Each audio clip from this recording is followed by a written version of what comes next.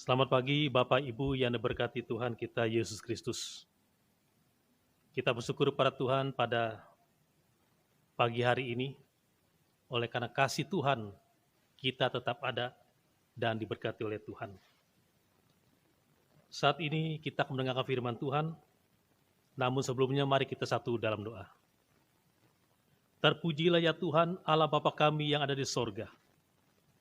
Kami bersyukur kepadamu, oleh karena kasih Tuhan kami boleh ada sampai hari ini. Terima kasih untuk kesehatan yang Tuhan berikan bagi kami. Dan terima kasih untuk waktu yang indah, di mana kami dapat merenungkan makna firman Tuhan hari ini, sehubungan dengan Minggu Palma, di mana umat Kristen di seluruh dunia merayakannya pada hari ini. Dan kami percaya Tuhan, bahwa setiap anak Tuhan, di tempat kami masing-masing, di dalam hati kami masing-masing, kami dapat merenungkan dan memaknai makna dari Minggu Palma ini. Terima kasih Bapa surga, dan kami tetap serahkan ini semua ke dalam tangan-Mu. Biarlah Tuhan sendiri yang beracara melalui firman Tuhan hari ini. Dan kami buka hati dan pikiran kami untuk menyambut firman-Mu. Di dalam nama Yesus kami berdoa. Amin. Saudara yang dikasihi Tuhan, pembacaan firman Tuhan hari ini kami ambil dari Injil Matius pasal yang ke-21 ayat 1 hingga ayat yang ke-11. Matius 21 ayat 1 hingga ayat yang ke-11. Yesus dieluk-elukan di Yerusalem. Ketika Yesus dan murid-muridnya telah dekat Yerusalem dan tiba di Betfage yang terletak di Bukit Zaitun, Yesus menyuruh 2 orang muridnya dengan pesan, "Pergilah ke kampung yang di depanmu itu, dan di situ kamu akan segera menemukan seekor keledai betina tertambat dan anaknya ada dekatnya. Lepaskanlah keledai itu dan bawalah keduanya kepadaku. Dan jikalau ada orang menegur kamu, katakanlah, Tuhan memerlukannya.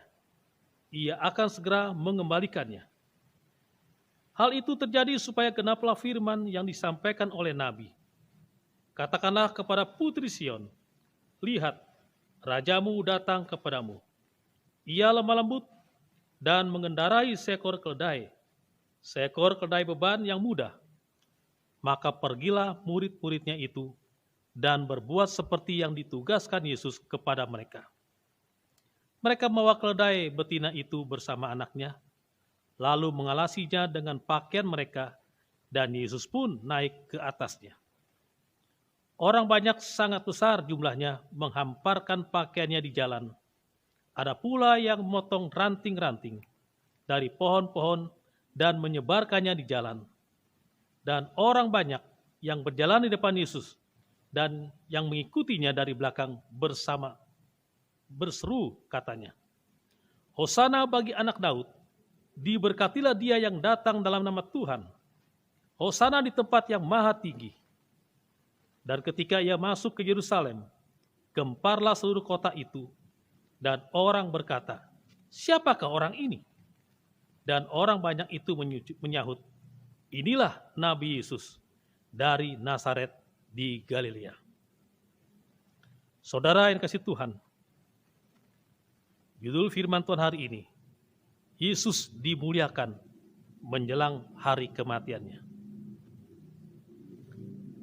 Bapak Ibu yang berkati Tuhan, hampir seluruh dunia hari ini,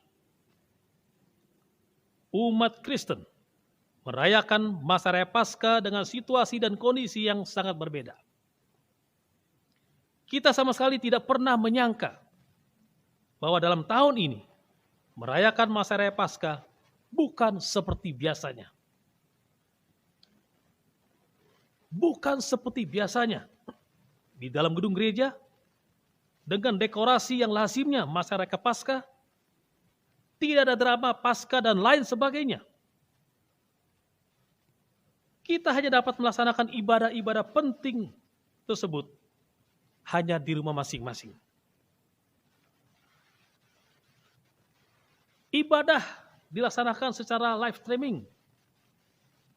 Namun semuanya itu tidak membatasi kita berhubungan dengan Tuhan. Saudara yang dikasihi Tuhan, minggu ini merupakan Minggu Palma. Minggu Palma merupakan perayaan di mana kita mengenang peristiwa Yesus memasuki kota Yerusalem yang adalah sebuah perjalanan akhir pelayanan Tuhan Yesus di dunia ini. Di mana kita juga diajak untuk melihat kembali peristiwa Yerusalem.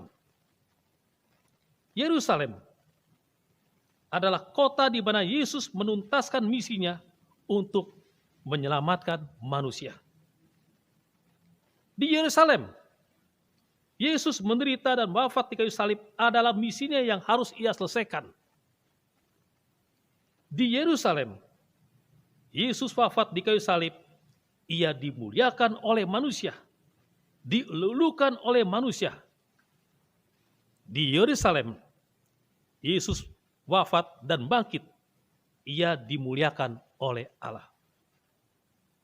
Bapak Ibu yang dikasihi Tuhan, kalau kita mau amati, kejadian ini merupakan penggenapan misteri Sang Mesias yang telah dinubuatkan dalam kitab Zakaria. Zakaria 9 ayat 9. Bersorak-soraklah dengan nyaring, hai putri Sion. Bersorak-sorailah, hai putri Yerusalem. Lihat, rajamu datang kepadamu. Ia adil dan jaya. Ia lemah lembut dan mengendarai seekor keledai. Seekor keledai beban yang muda. Nubuatan ini sudah umum diketahui oleh semua orang Yahudi. Baik itu orang Farisi maupun rakyat umum pada umumnya. Sehingga ketika Yesus masuk pintu gerbang Yerusalem dengan mengendarai keledai, penduduk Yerusalem menyambutnya dengan berkata, Hosana bagi anak Daud, diberkatilah dia yang datang dalam nama Tuhan. Hosana di tempat yang maha tinggi. Itu telah Matius 21 ayat yang ke-9. Saudara yang dikasihi Tuhan, peristiwa Yerusalem ini, Yesus dimuliakan 2 kali. Peristiwa di Yerusalem ini, Yesus mengalami dimuliakan 2 kali. Yang pertama, kemuliaan itu diberikan oleh manusia. Hosana bagi anak Daud, diberkatilah dia yang datang dalam nama Tuhan. Hosana di tempat yang maha tinggi. Pada saat itu Yesus merasakan kegembiraan dan sukacita yang dengan sambutan dari penduduk Yerusalem.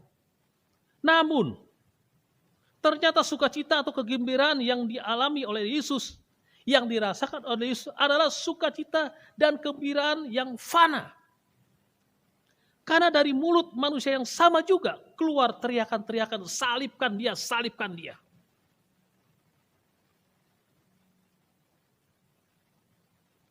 Namun sayangnya, orang-orang yang mengeluk-elukan Yesus, beberapa hari kemudian mereka berbalik menghujat namanya dengan berseru, salibkan dia, salibkan dia. Bapak Ibu yang dikasihi Tuhan, kita perlu merenungkan hari ini, agar kita tidak jatuh dalam kesalahan yang sama, yang serupa, seperti yang dengan mudahnya ketika mereka memuji-muji Tuhan, namun begitu cepatnya berbalik arah dengan kata-kata yang menghujat, dengan kata-kata menyalibkan Yesus. Saudara yang dikasihi Tuhan, dalam peristiwa Minggu Palma, ketika Yesus masuk ke kota Yerusalem, ada beberapa hal yang tidak terlepas dalam peristiwa itu. Yang pertama, tentang Yesus masuk ke Yerusalem ini, kita akan lihat ia datang dengan mendunggangi seekor keledai. Yang kedua, Kota Yerusalem adalah kota yang keliling oleh tembok. Dan ketika Yesus masuki kota tersebut, ia masuki melalui pintu gerbang. Dengan nama kota pintu gerbang emas. Dan yang ketiga, berbicara tentang Minggu Palma, maka kita juga bicara tentang pohon palem. Lalu apa simbol-simbol dari maksud ketiga hal ini? Yang pertama, simbol keledai. Dalam peristiwa Minggu Palma juga menjadi gambaran tentang kerendahan hati. Pada peristiwa ini kita diajak untuk menyambut Yesus Kristus dan membiarkan diri kita dipimpin olehnya. Juga kita diingatkan bahwa setiap sikap yang terbaik untuk membiarkan diri kita dipimpin oleh Tuhan adalah sikap mau tunduk kepadanya seperti keledai yang dimaksud tadi. Ia tunduk, ditunggangi oleh Yesus menurut apa yang Yesus atur ketika keledai ini ditunggangi oleh Yesus. Mengapa Yesus tidak menaiki seekor kuda? Bagi orang Yahudi, kuda adalah lambang keangkuhan atau kesombongan. Tapi keledai berbicara tentang kerendahan hati. Saudara yang kasih Tuhan, dari hal ini, perlulah kita menyadari bahwa sesungguhnya kita lemah adanya. Kita bagaikan debu. Itu sebabnya kita perlu dipimpin oleh Tuhan. Kita bagaikan keledai yang tunduk apa yang mau diatur oleh Tuhan. Dalam hal ini kita diingatkan bahwa kita hanyalah debu, sesuatu yang kecil di hadapan Tuhan. Dan tidak tak pantas yang dapat kita sombongkan di hadapan Tuhan. Kalau kita merenungkan situasi kita saat ini, ternyata dengan kondisi penyakit yang mewabah saat ini, ternyata penyakit itu tidak pilih-pilih.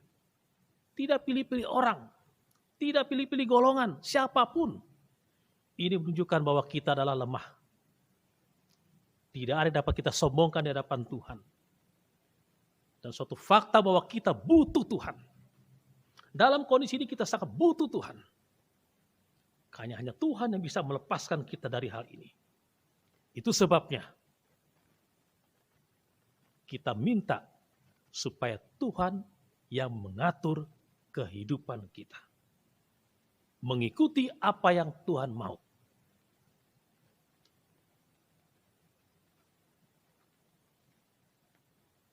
Kita juga lihat, berbicara tentang bagaimana Yesus memilih murid-muridnya. Murid-murid yang dipilih oleh Yesus adalah murid-murid atau orang-orang yang sangat sederhana. Di kalangan bawah, sebagai nelayan, namun dia bisa memakai orang-orang yang sederhana ini menjadi alat yang luar biasa. Mengapa bisa demikian? Karena mereka mau dipimpin, dibimbing oleh Tuhan. Di dalam 1 Korintus 1 ayat 26 sampai 29. Ingat saja, saudara-saudara, bagaimana keadaan kamu ketika kamu dipanggil? Menurut ukuran manusia tidak banyak orang yang bijak. Tidak banyak orang yang berpengaruh. Tidak banyak orang yang terpandang. Tetapi apa yang bodoh bagi dunia, dipilih Allah untuk memalukan orang-orang yang berhikmat.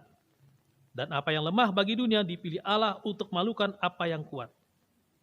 Dan apa yang tidak terpandang dan yang hina bagi dunia, dipilih Allah, bahkan apa yang tidak berarti, dipilih Allah untuk meniadakan apa yang berarti.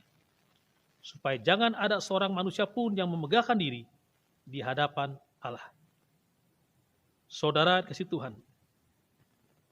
Jadi, kita harus menyadari bahwa segala sesuatu yang baik yang ada pada kita, semuanya adalah pemberian Allah. segala keberhasilan di dalam kehidupan kita, baik dalam keluarga, pekerjaan, pelayanan, janganlah membuat kita jatuh dalam dosa kesombongan. Jadi marilah kita merendahkan diri di hadapan Allah yang Maha Tinggi, dengan sikap jujur mengakui bahwa kita bukan apa-apa di hadapannya, namun Allah adalah segala-galanya bagi kita. Itulah tentang keledai maksudnya. Lalu yang kedua, kota Yerusalem adalah kota yang dikelilingi oleh tembok. Dan ketika Yesus memasuki kota tersebut, ia masuk melalui pintu gerbang, yaitu pintu gerbang emas. Berbicara tentang pintu gerbang, simbol gerbang dalam peristiwa Minggu Palma dapat juga menjadi gambaran kerendahan hati yang mengantar kita untuk senantiasa berada bersama-sama dengan Kristus. Langkah awal yang perlu kita lakukan adalah membuka pintu gerbang hati kita. Pintu gerbang dimaksud ini melambangkan tentang pintu hati kita. Sebagaimana Yesus masuk ke Yerusalem, maka pintu itu terbuka. Sebagaimana Yesus masuk ke dalam hati kita, maka bukalah pintu gerbang hati kita.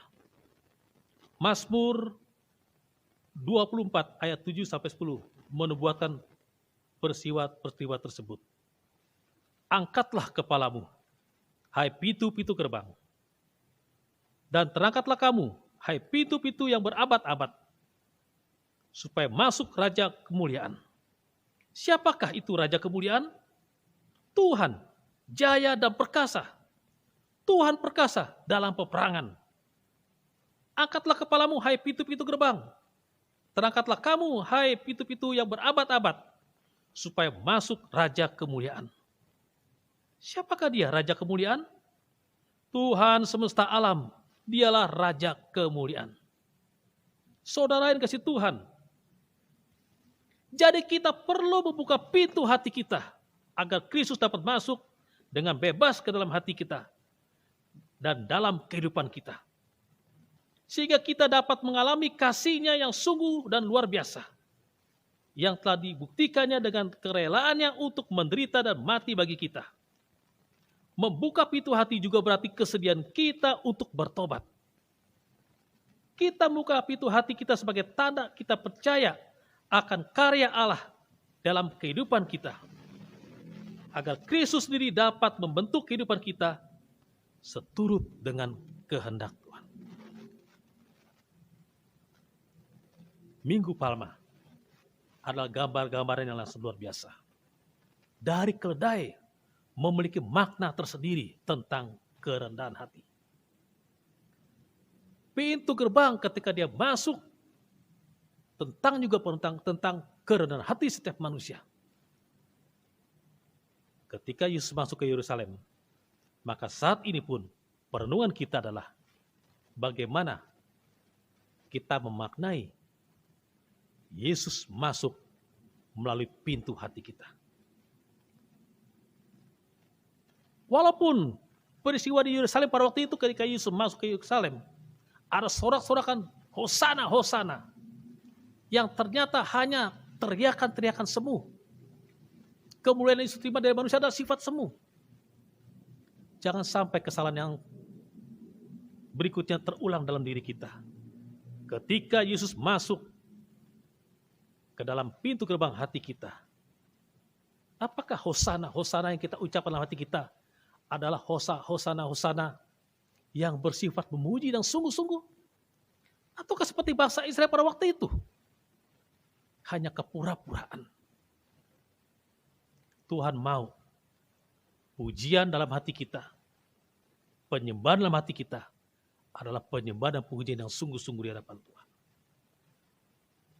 Itulah sebabnya saatnya perenungan yang baik pada kita saat ini.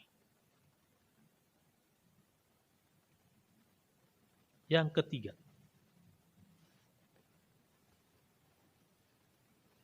tentang pohon palem. Simbol palem dalam Minggu Palma. Daun palem adalah simbol dari kemenangan. Daun palem ini membawa arti ke arah simbol kekristenan. Daun palem digunakan untuk menyatakan kemenangan atas kematian. Kristus kerap kali menunjukkan hubungan daun palem sebagai simbol kemenangannya atas dosa dan kematiannya. Saudara yang dikasihi Tuhan, di akhir firman Tuhan saat ini, saya mau mengajak para kita semua, dalam kondisi kita saat ini, dalam situasi kita saat ini, yang mengharuskan kita diam di rumah, yang mengharuskan kita beribadah dari rumah, dan akan lebih kusuk untuk menghayati, merenungkan kembali sungguh-sungguh makna Minggu-Minggu Palma ini atau perayaan Paskah ini selama ini. Marilah kita renungkan bersama. Beberapa waktu lalu, salah satu jemaat datang kepada kami. Dan dia katakan, kami berdoa di rumah tanpa terasa. Kami menangis. Mengapa kami menangis? Belum pernah kami merasakan hal seperti ini. Walaupun kami beribadah di rumah, tapi ada perbedaan yang luar biasa. Betapa adanya kerinduan hati untuk bertemu dengan Tuhan bersama-sama seperti biasanya. Namun semua itu terkendala. Kami menangis. Sesuatu ada yang kurang. Saudara dikasih Tuhan. Dari komunikasi ini saya mengambil kesimpulan bahwa ternyata justru saat-saat seperti ini, ketika kita merenungkan makna Minggu Palma itu, dan bahkan beberapa perayaan-perayaan lainnya lagi, ketika kita juga merayakan nanti untuk sejam di Getsemani, mengenang tentang penyaliban Kristus, tentang hari kemenangan Paskah itu juga, kita lebih banyak meresapkan, merenungkan baik-baik. Mungkin selama ini kita merayakan seolah-olah itu hanya kewajiban umat Kristen untuk merayakan Paskah itu. Tanpa mengerti apa-apa. Tapi membuktikan dari kunjungan jemaat yang datang kepada saya itu, membuktikan bahwa ada sesuatu hal yang berharga, betapa pentingnya ibadah itu. Saya percaya, dalam situasi seperti ini, kita akan lebih kusuk untuk menghayati. Kita akan lebih serius untuk merenungkan dengan sungguh-sungguh tentang makna Minggu Palma bagi kehidupan saudara dan saya. Saudara yang dikasihi Tuhan, di akhir ibadah ini, di akhir firman Tuhan hari ini, kalau ada di antara saudara yang ingin berdoa, di tempat saudara masing-masing dengan berlutut, saya berikan bagi saudara waktu saudara. Kalau saudara ingin menangis, menangislah di hadapan Tuhan. Utarakan itu di hadapan Tuhan. Mari, saya berikan waktu bagi saudara untuk merenungkan dan berdoa secara pribadi dan hanya perkara yang tak dapat ku mengerti, mengapakah harus terjadi di dalam kehidupan ini.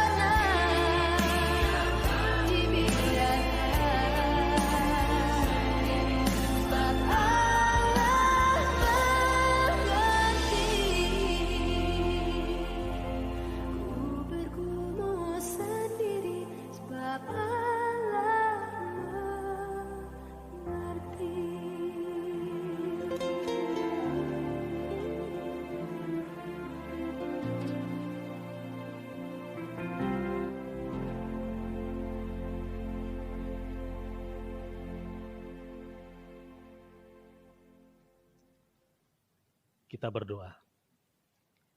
Terpujilah ya Tuhan Bapa yang ada di sorga. Kami berterima kasih ya Tuhan,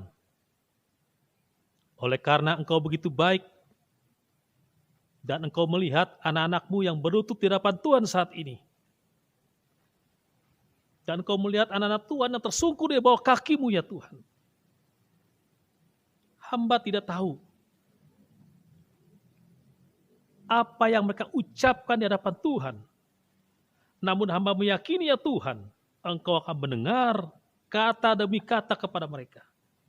Dan Tuhan akan selesaikan di dalam diri mereka tentang pergumulan mereka yang mereka hadapi, tentang penyakit yang mereka hadapi, tentang masa depan yang mereka hadapi, tentang keluarga mereka yang Tuhan mereka hadapi. Kami percaya Tuhan akan pulihkan semuanya. Kami percaya Tuhan dari tempat ini juga. Kami berdoa untuk bangsa dan negara kami ini. Dalam memerangi, memutuskan mata rantai penyebaran virus corona ini. Kami percaya Tuhan campur tangan. Tuhan akan memberikan hikmat dan akal budi bagi pemerintah. Dari Pak Presiden, Wakil Presiden, para menteri, dan jajaran-jajaran yang lain yang turun dari tingkat atas sampai tingkat yang terendah. Dengan kerjasama inilah kami percaya Tuhan, Engkau akan selesaikan perkara besar ini. Sehingga kami anak Tuhan dapat melihat bagaimana karya Tuhan nyata bagi bangsa kami ini. Kami juga berdoa ya Tuhan, untuk tenaga medis, para dokter, perawat, atau staf-staf yang membantu, dari pihak keamanan apapun juga, yang merupakan garda terdepan untuk menangani masalah ini. Tuhan, beri hikmat akal budi bagi mereka. Beri kekuatan dan kesehatan bagi mereka. Pelihara mereka, bungkus mereka dengan kuasa darah-Mu ya Tuhan. Agar mereka pun juga mendapat perlindungan dan jaminan kesehatan dari Tuhan. Dan lindungi keluarga-keluarga mereka yang untuk saat ini mereka tinggalkan ya Tuhan. Kami percaya Tuhan Yesus, pertolongan-Mu akan nyata dalam kehidupan kami. Untuk bangsa kami ini, bahkan seluruh dunia ini.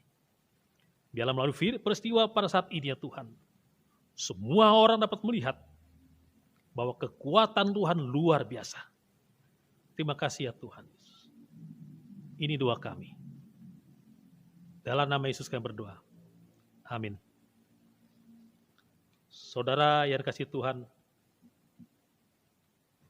terimalah doa berkat. Kasih karunia Tuhan Yesus Kristus dan kasih Allah dan persekutuan Roh Kudus menyertai kamu sekalian. Tuhan memberkati. Amin.